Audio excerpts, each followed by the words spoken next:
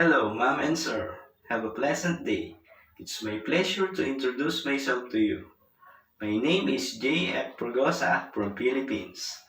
I am 35 years old. I am married. I have two children, ages 10 and 8.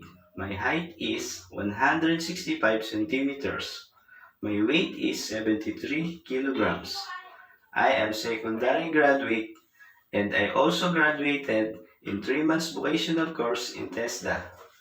I have 4 years experience as a houseboy here in the Philippines.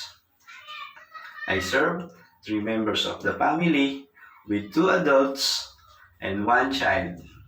My duties are cleaning the house, car washing, gardening, driving, and taking care of dogs. I do also laundry. I want to work in Hong Kong because I want to earn money for my family needs. And I want to help my parents and my siblings.